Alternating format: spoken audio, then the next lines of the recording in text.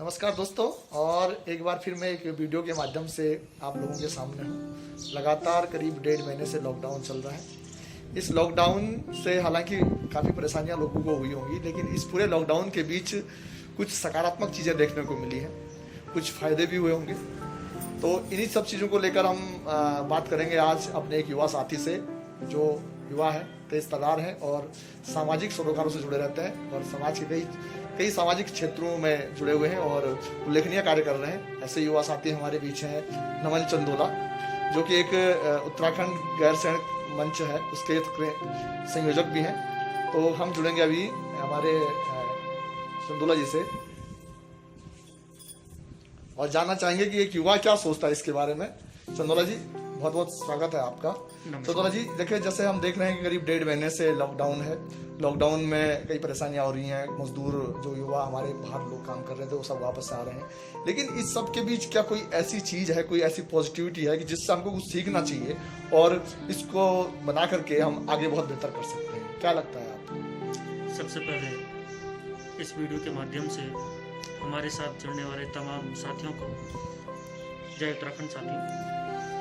धन्यवाद खत्री जी आपका कि आपने मुझे मौका दिया अपने साथ वार्तालाप करने का। जहां एक तरफ पूरा देश और पूरा विश्व कोविड-19 की परेशानी और इस महामारी के दौरान पीड़ित है, वहीं इसमें कुछ सकारात्मकता भी है। इस महामारी ने सरकारी कर्मचारियों के प्रति, खासकर पुलिस कर्मियों, डॉक्टरों के प्रति हम लोगों की जो विचारधारा थी, हम लोगों का जो नज़रिया था उनको देखने का, उसको पूरी तरह से बदला है। जहां एक सर्वे के दौरान पाया गया था कि 30% लोग पहले पुलिस को ईमानदारी से कार्यकर्ता देख रहे थे, वहीं आज हालात ये हैं कि 90% लोग इस तरह की सोच रखते हैं कि पुलिस जो है, जो कार्य कर रही है, वो ईमानदारी से कार्य कर रही है। तो ये उल्लेखनीय है और ज़रूर हम अपने पुलिस के जवानों के साथ साथ डॉक्टरों को भी सैल्यूट करना चाहेंगे, क्योंकि वो लोग सराहनीय काम कर रहे हैं। इसके साथ साथ ये जो पलायन के रूप में वापस लोग आ रहे हैं, ये भी उत्तराखंड के लिए एक अच्छा कदम है। अगर इन सबको यहाँ पे रोका जा सके तो निश्चित रूप से आने वाले समय में उत्तराखंड की तकदीर और तस्वीर दोनों को बदलने का काम करें। देखिए नमन जी, बहुत बड़ी संख्या में जो हमारे युवा साथी उत्तराखंड से बाहर चले गए थे और बाहर छोटे मोटे काम करके या सीमित मानदेय में, कहीं सीमित वेतन में काम कर रहे थे, रह रहे थे, वो सब अब पहाड़ की तरफ लौट चुके हैं। भले कि अभी वो विपत्ति में है, अभी उनके पास पहाड़ में रोजगार नहीं है और हालांकि वो बड़ी संख्या में लौटे हैं। तो क्या आपको लगता है कि ये लोग यहाँ पर रहकर कुछ नया कर पाएंगे और हमारा जो पहाड़ का जो पलायन से जूझ रहा था, क्या हम लोग इन लोगों को यहाँ पर ऐसा रोजगार दे पाएंगे कि ये पलायन न करें और हमारा पहाड़ जो खाली हो रहा था वो अब ठीक रहेगा, हरा भरा रहेगा और यहाँ अच्छी स्थितियाँ होंगी? देखिए, बिल्कुल ये एक सोचनीय और विचारणीय प्रश्न है कि किस तरह से बाहर से आने वाले लोगों को यहाँ पर रोजगार के सृजन और साधन उपलब्ध कराए जाए। मैं इसके लिए धन्यवाद अदा करना चाहूँगा हमारे माननीय मुख्यमंत्री श्री त्रिवेंद्र सिंह रावत जी का और पूरी कैबिनेट का, जो कि काफ़ी गंभीर इस समय दिख रही है। वो चाहते हैं कि किस तरह से पलायन को रोका जाए और इस समय जो लोग वापस आ रहे हैं उनको किस तरह से यहाँ पर रोजगार दिया जाए। रोजगार की अगर हम बात करें तो अगर मैं पौड़ी गढ़वाल की बात करूँगा, पौड़ी गढ़वाल में हमारे जिलाधिकारी महोदय धीराज गर्ब्याल ये काफ़ी सराहनीय काम कर रहे हैं। स्टे होम के रूप में अगर आप लोग यहाँ पे कार्य करना चाहते हैं, युवा पीढ़ी, तो वो लोग काम कर सकते हैं। इसके साथ साथ अगर हम बात करें बकरी पालन की, मत्स्य पालन की, कृषि के क्षेत्र में भी आप लोग तमाम यहाँ पे संभावना है। ऐसा नहीं है कि जिस तरह से पहले कृषि होती थी आज उस तरह से कृषि नहीं हो रही है, क्योंकि आधुनिकता आ चुकी है कृषि के अंदर। और कृत्रिम उपकरणों के साथ साथ अगर आप लोग चाहते हैं कि हम कुछ करें तो बिल्कुल आप लोग कर सकते हैं। मैं इस बात की आप सबको इस वीडियो के माध्यम से उन तमाम साथियों को मैं ये जिम्मेदारी भी लेना चाहूँगा कि अगर मेरी कहीं पे भी किसी प्रवासी भारतीय को या फिर प्रवासी उत्तराखंडी को जरूरत पड़ेगी कि पलायन के रोकने के लिए रोजगार के रूप में अगर वो यहाँ पे काम करना चाहते हैं, तो मैं निश्चित ही उनको उचित मंच तक पहुँचाऊँगा, उचित साधन उन लोगों को उपलब्ध करवाऊँगा।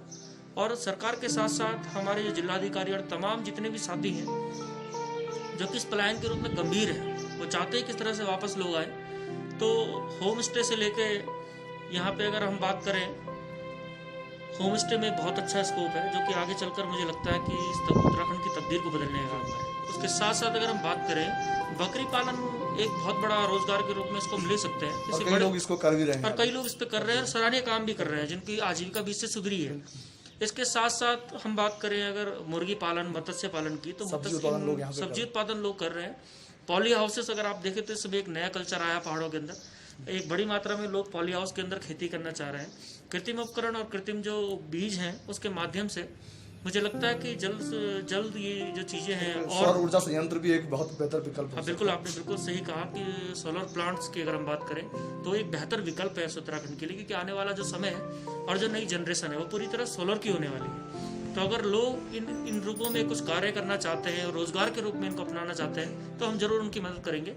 खासकर हम बात करें पौड़ी गढ़वाल की तो जो हमारे जिलाधिकारी इसके ऊपर काफ़ी गंभीर है, हमारी सरकार इसके ऊपर गंभीर है। तो मुझे लगता है कि ये आने वाला समय एक अपॉर्चुनिटी के रूप में देखा जा युवा ये मानता है कि जो बाहर से लोग आए हुए हैं अब हमें इनको यहाँ पे रोकना भी है, इनको ऐसे बेहतर संसाधन देने होंगे कि वो यहाँ पर अपनी आजीविका करें और औरों को भी रोजगार दे सके ताकि हमारा जो पहाड़ है वो बचा रहे। मैं इस वीडियो के माध्यम से सिर्फ इतना कहना चाहूंगा कि ये जिम्मेदारी सिर्फ सरकार की नहीं, हमारे प्रशासन और शासन की नहीं, ये जिम्मेदारी हर उस उत्तराखंडी की है जो यहाँ पर उससे पूर्व से रह रहा है।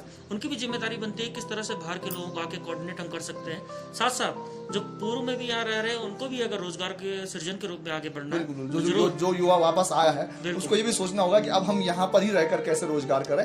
और अगर उनके मन में भी कोई सुझाव है तो उसको साझा कर सकते हैं और रोजगार के संसाधन यहाँ पर जुटा सकते हैं। तो दोस्तों ये थे हमारे युवा साथी नमन चंदोला, ये एक सामाजिक कार्यकर्ता है और MBA करने के बाद ये बिल्कुल विशुद्ध रूप से सामाजिक क्षेत्र में जुड़े हुए हैं। इन्होंने समाज में कार्य करने का क्षेत्र चुना हुआ है, ये इसलिए इन्होंने MBA के बाद कहीं बाहर MBA में है। MBA क्या है, बहुत बेहतर है और शिक्षित हैं, उच्च शिक्षित हैं, लेकिन इसके बावजूद भी इन्होंने बाहर जाना अच्छा नहीं समझा और ये MBA करने के बाद अपने ही गाँव में पौड़ी से थोड़ी दूर पे इनका गांव है, राई चंदोला नाम से गांव है, 2-3 किलोमीटर दूर है, वहीं पे है और अपना कई स्वरोजगार भी कर रहे हैं। तो इनका मानना है कि सब लोगों को स्वरोजगार अपनाना होगा। देखिए ये जो कोरोना महामारी जरूर है, लेकिन इस महामारी के बीच अगर हमें कुछ सकारात्मकता मिल रही है तो हमें उसको देखना होगा, उसको लेकर चलना होगा। और अब अगले चरण में हम किसी एक ऐसे ही युवा साथी को लेकर आपके साथ आएंगे, आपके बीच आएंगे। तब तक के लिए जय हिंद, नमस्कार। जय